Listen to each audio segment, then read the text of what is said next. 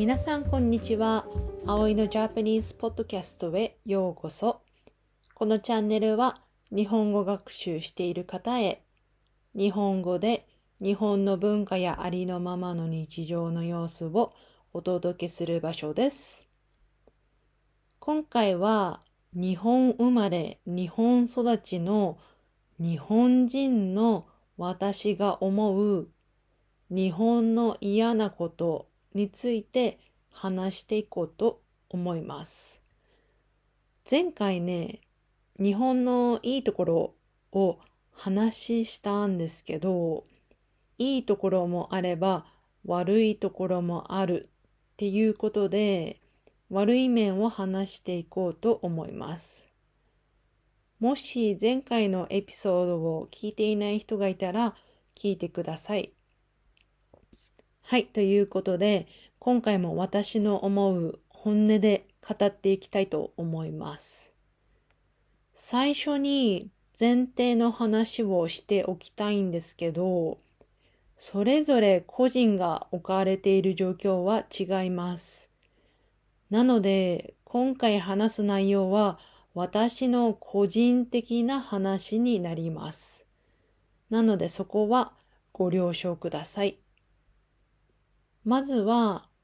仕事の文化です。これは前に日本で働くというエピソードでも話したんですけど、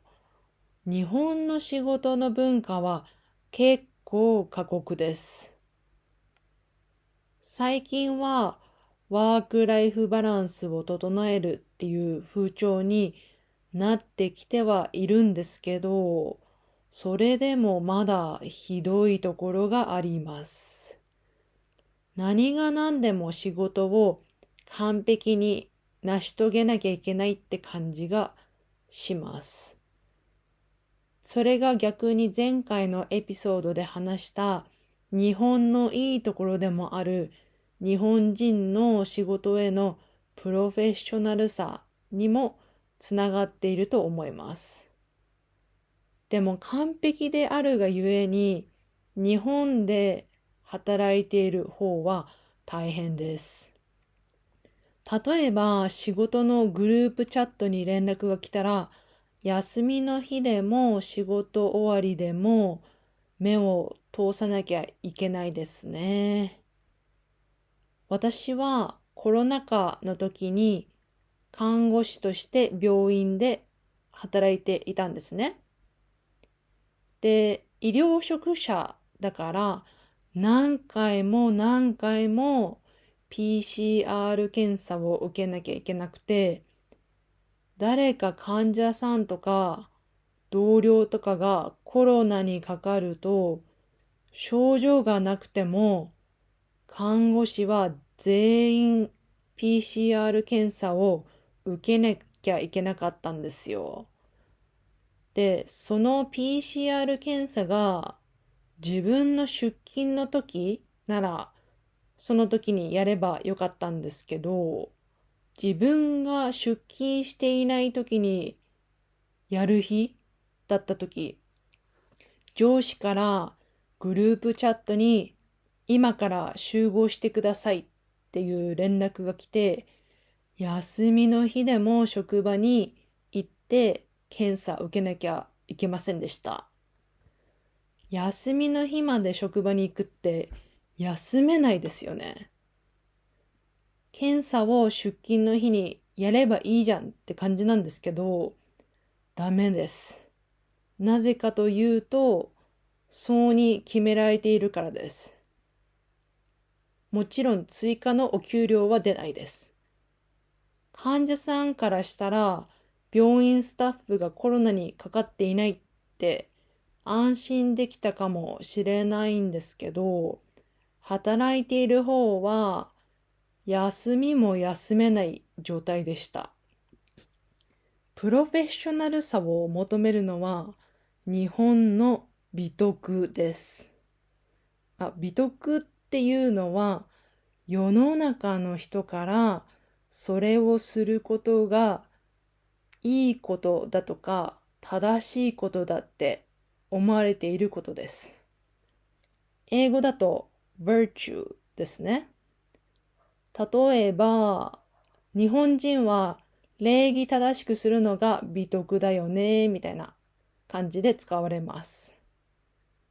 休みの日でも仕事のことを考えて、仕事を一番に生きている人が頑張ってて偉いと思われるのが日本の美徳なんです。休みの日でも休めないエピソードはまだまだあります。看護師として働いていると、日々新しい医療について勉強しなきゃなんですね。医療は進化するものなので、それについていかなきゃいけません。ずっと学び続けられる環境があるのも、医療関係で働く楽しさでもあります。で、病院からオンラインの動画見てくださいって宿題みたいに出されるんですよね。それは就業時間中にはできないです。家に帰ってからオンラインの動画を見なきゃいけないんですよ。で、たまに動画の後にテストも受けなきゃいけませんでしたね。これももちろん家で病院からの宿題をやっても追加のお給料はありません。特に新人の時はその見なきゃいけない動画が何十本もあって、それを見ているだけで休みの日が終わるってこともよくありました。もしその動画を見ていなかったら上司に報告が行くので、後から注意されることになるので、期限までに動画を見なきゃいけませんでしたね。その割にお給料はそんなに高くなくて悲しくなってましたね。私は日本での仕事の文化はきっと好きになることはないと思います。皆さんも知っていると思うんですけど、私はアメリカ移住予定なので、日本で働かなくていいことが本当に嬉しいですし、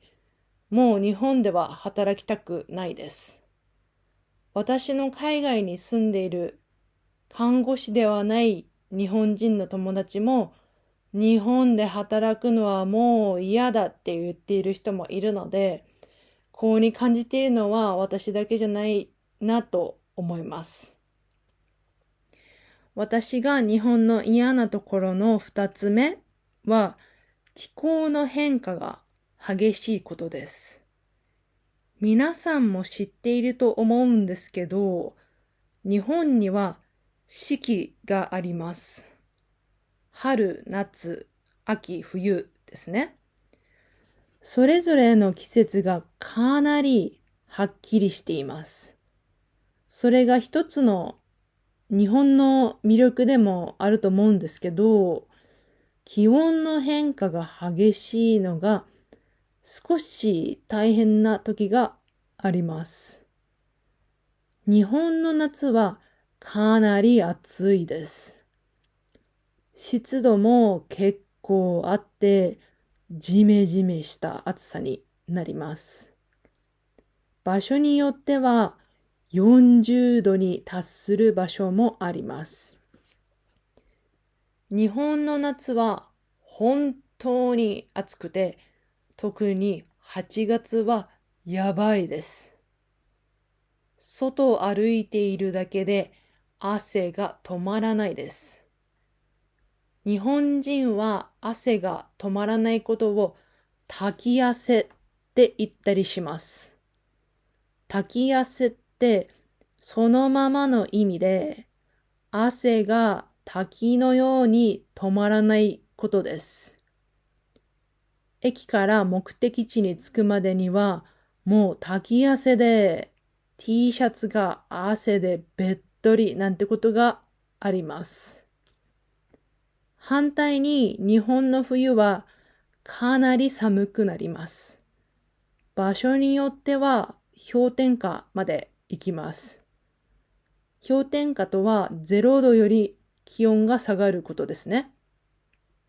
マイナス5度のことを氷点下5度って言ったりします。私の出身の群馬県では結構冷え込むので、朝はマイナス5度とかになります。なので朝車に乗ろうとすると、フロントガラスが凍っています。気温差が激しいんですよ。私はカリフォルニアに住んでいたことがあります。カリフォルニアって一年中そんなに気温が変わらなくて、ずっと暖かいんですよね。私はその頃まだ10代だったので、こんなに気温の変化がない場所もあるんだなって感心した覚えがあります。カリフォルニアにも雪が降る場所があるので、場所にはよるんですけど、比較的どこに行っても暖かいです。日本は四季がはっきりしているので、夏から秋に変わる時期はいきなり寒くなる日があります。昨日はすっごい暑かったのに、今日は寒いみたいな。そういう季節の変わり目に風邪をひきやすいんですよ。いきなり寒くなったり、暑くなったりするから、体がびっくりしちゃうんですよね。体調管理が難しいです。ちょっと話がずれるんですけど、日本人は天気の話をするのが好きです。英語だと人と会うときに How are you? って聞くじゃないですか。How are you? は日本語だと調子どうって言うんですけど、あまり言う人はいないです。っていうか、今までの人生で人と会って調子どうって聞いたこともないし、聞かれたこともないです。久しぶりに友達に会って、元気だったとは聞きますね。でも会うたびに元気って聞くと、少し変な人だと思われてしまいそうです。日本人はその代わりに、今日は暑いねとか、最近雨ばっかりだねとか、天気のことを話します。英語の How are you? みたいな感じで、会話の前に使われる感じですね。日本は天気の変化が激しいから、天気の話をするのかなと個人的に思ったりします。四季があるのは日本の良さでもあるんですけど、住んでいるとカリフォルニアの安定した気候に憧れを持つことがあります。私が日本の嫌なところの3つ目は固定概念が強いことです。なんかいろいろなことに関して固定概念が強いんですよ。いろいろな価値観があってもいいじゃないかっていうよりは、こうするべきだって社会に決められている気がします。例えば、女性はこうであるべきっていう固定概念は昔よりもなくなってはいますけど、今もまだかなりあります。私は小さい頃からお母さんとかおばあちゃんから女なんだからっていう理由で教育を受けたことがたくさんあります。例えば、お客さんが家に来たときは、男はお客さんと話して、女はお茶を用意するっていうふうに教わりました。何もせずにお客さんと話していると、おばあちゃんに女なんだからお茶用意してってよく言われていましたね。昔ながらの日本の会社では女性の方が出勤したら上司にお茶を汲むっていう会社は昔あるあるだったんじゃないかなと思いますね。今は男女平等の考えも浸透してきて、おそらくそういう会社は少ないんじゃないかなと思います。そんな女に生まれてきただけで区別しなくてもいいのにって私は思ってましたけど、女は女らしくしなきゃいけないっていう日本人の固定概念があります。女らしく振る舞いたかったら女らしく振る舞ってもいいし、男性もお茶汲みをしてもいいじゃんって思うなら協力できるようになったらいいですよね。個人の思いを尊重できる社会になったらいいのになぁと思います。こういうのも日本の文化の一部なので、西洋に倣って女性も平等に扱うのがいいのか、日本のオリジナリティを保って、日本人女性として風習に倣って女らしく振る舞うべきなのか、線引きが難しいところではあります。それから日本人の固定概念の強さ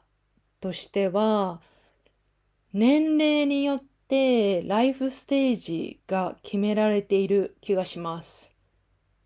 例えば20代前半は学校を卒業して働き始めて、20代後半には結婚をして、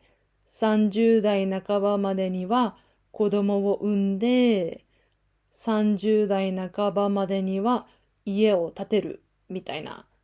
なんかそういうレールが引かれている感じがします。ちなみに私は30代前半なんですけど、子供はいないんですね。みんな30代の前半には子供を産むでしょみたいな固定概念があるので、いつ子供作るのっていろんな人から聞かれます。いろんな人っていうのは、職場の人もそうですし、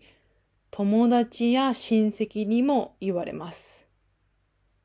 子供欲しいのとかだったら、まだ私の意見を聞こうと思っているんだなって感じるんですけど、いつって聞かれると、子供を産む前提で話をしているんだなって思います。日本人は年齢ごとのライフステージにやるべきことみたいなのが暗黙の了解で決められています。暗黙の了解とは、話してないけど、お互いが分かっているよねって決めつけられていることです。例えば、東京ではエレベーターは左側に寄るのが暗黙の了解だよねって感じで使われます。暗黙の了解っていうフレーズはよく使われるので、皆さんも使ってみてください。その世の中のレールから外れると、なんか変わった人だなと思われがちです。もう少しいろいろな人がいて、いろいろな生き方があるって理解のある社会になればいいなと思っています。はい。今回は日本人が思う日本の嫌なところを紹介しました。少しネガティブな内容になってしまったんですけど、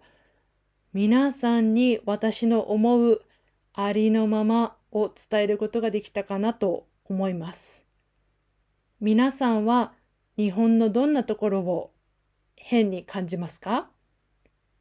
全然私に遠慮はいらないので、皆さんの感じることを知りたいので、ぜひコメントでシェアしてください。では、今回も最後まで聞いてくれてありがとうございました。ではまた。